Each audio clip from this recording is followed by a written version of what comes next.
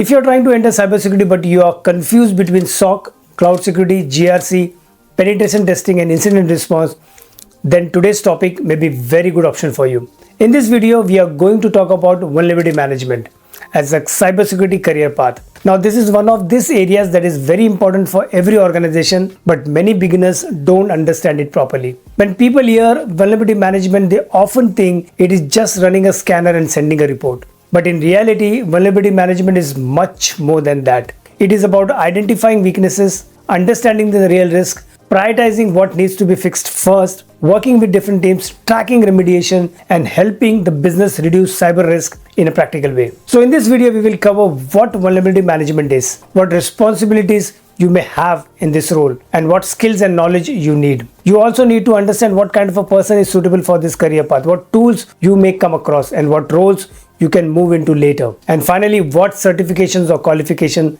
can help you. So let's start. Section 1. What is vulnerability management? Now, vulnerability management is the process of identifying, assessing, prioritizing and managing security weaknesses across systems, applications, networks and devices. Now, in simple words, it helps an organization answer 4 important questions. Number 1, where are we vulnerable? Second, how serious is the vulnerability? Third, which systems are affected? And fourth, what should we fix first? Now, every organization uses technology, your servers, laptops, cloud platforms, application, database, firewalls, network devices, third-party software. All of these can have vulnerability. Some vulnerabilities may be low risk, some may be critical, and some may be actively exploited by attackers. And some may affect business critical systems as well. Now, the job of a vulnerability management professional is not just to find those issues, but to help the organization manage them properly. That means understanding the vulnerability, understanding the business impact, and working with the right team to get it fixed or mitigated. Section 2.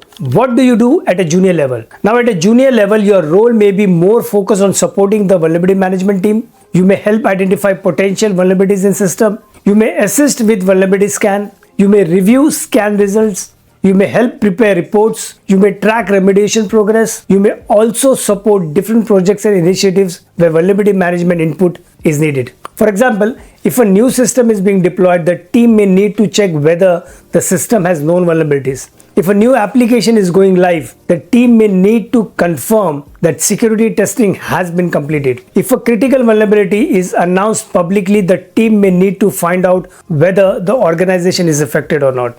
At this stage, the key is to build your foundation. You need to develop investigative skills. You need to understand how systems are configured. You need to learn how vulnerabilities are discovered, rated, and prioritized. And most importantly, you need to understand that not every vulnerability has the same business impact. This is where many beginners make mistakes.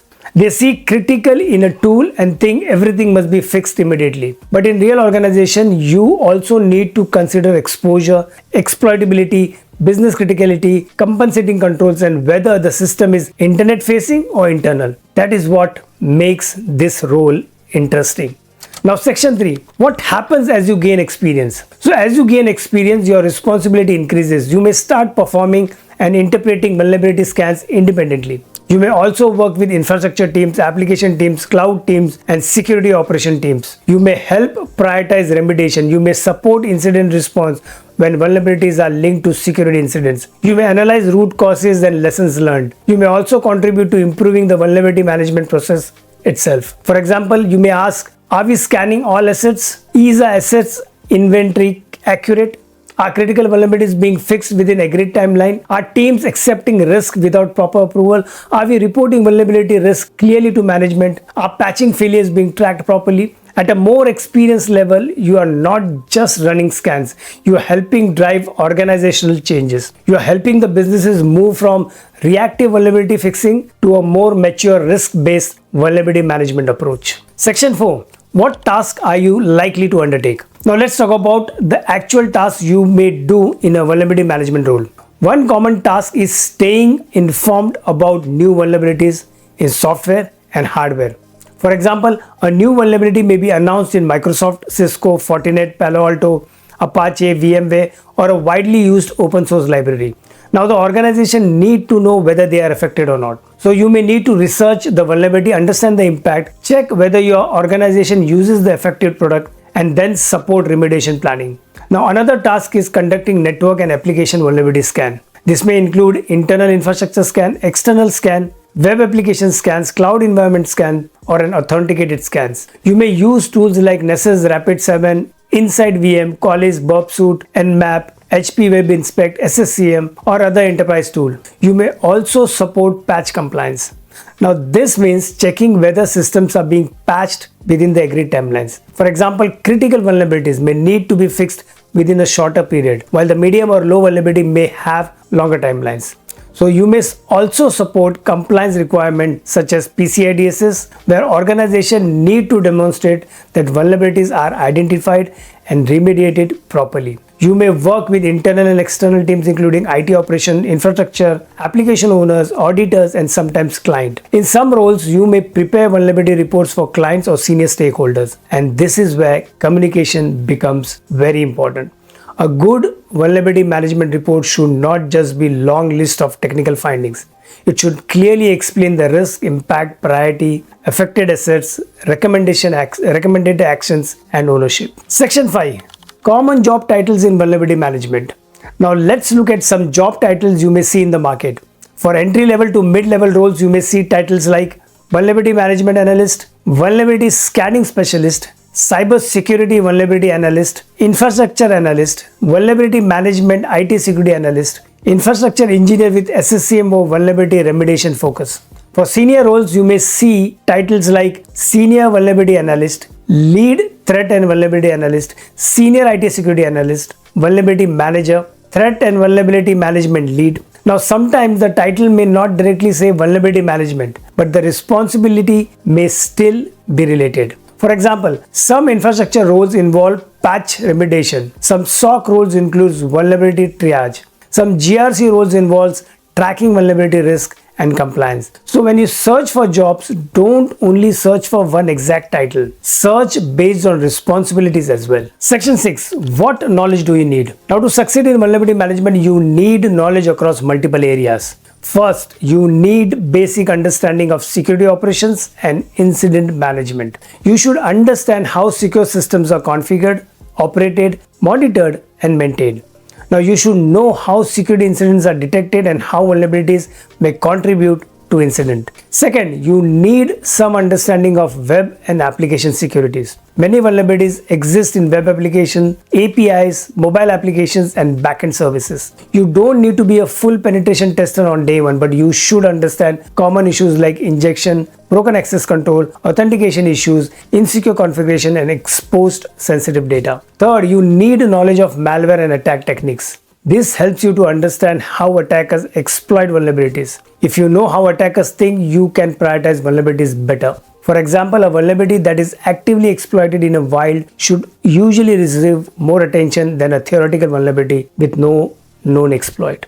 Fourth, you need knowledge of network security. You should understand IP address, ports, protocol, firewall, routing, segmentation, VPNs, DNS, and basic network architecture. Now this helps you to understand whether a vulnerable system is exposed, isolated, protected, or reachable from the internet. Fifth, you need some understanding of risk management and governance.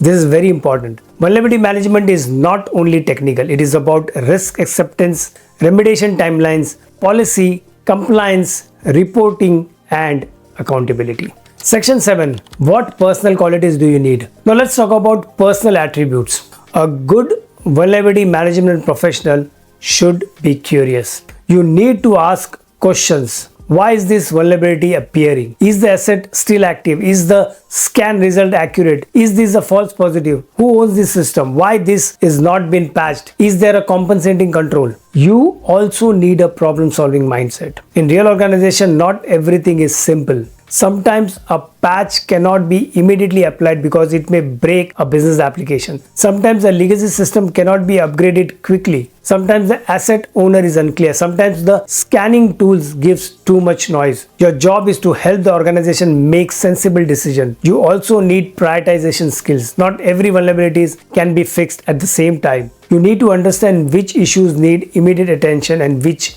can be planned later. You also need good interpersonal skills. You will often work with teams who may not report to you. You may need infrastructure teams to patch servers, application teams to fix code, network teams to validate exposure, business owners to approve downtime, risk teams to record exception. So your ability to communicate clearly and professionally matters a lot. Section 8. Specialist skills you should build. Now let's talk about specialist skills. One important skill is data analysis and reporting. Vulnerability management involves a lot of data. Thousands of assets, thousands of findings, different severity levels, different owners, different remediation deadlines. You should be comfortable analyzing data and creating meaningful reports. Excel, Power BI, dashboards, vulnerability management platforms, and ticketing systems can all be useful here. Now, another important skill is vulnerability assessment.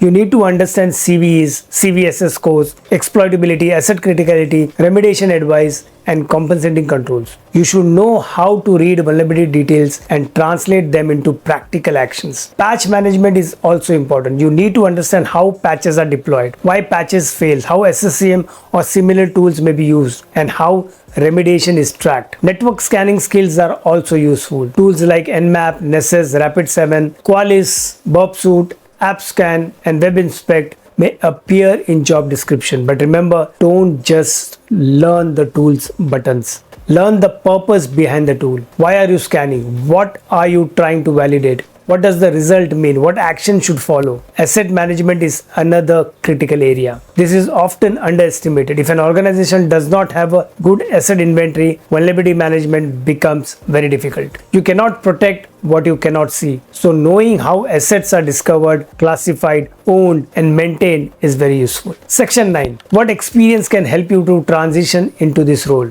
The good thing about vulnerability management is that people can transition into from different backgrounds. If you have worked in IT support, infrastructure, networking, system administration, cloud operation, application support, compliance, audit, or risk, you may already have a useful experience. For example, if you worked in infrastructure, you may understand patching servers, operating systems, and change management. If you have worked in networking, you may understand exposure, segmentation, firewall rules, and scanning. If you have worked in GRC audit, you may understand policy, compliance, risk treatment, and evidence. If you have worked in law enforcement, military intelligence, or business assurance, your research and analytical skills may also be useful. The key is to connect your existing experience to vulnerability management. Don't say, I have no cybersecurity experience. Instead, identify which parts your current experience are relevant. Have you worked with system? Have you managed incident? Have you handled reports? Have you tracked issues to closure? Have you worked with risk or compliance? Have you supported patching or change management? These are all useful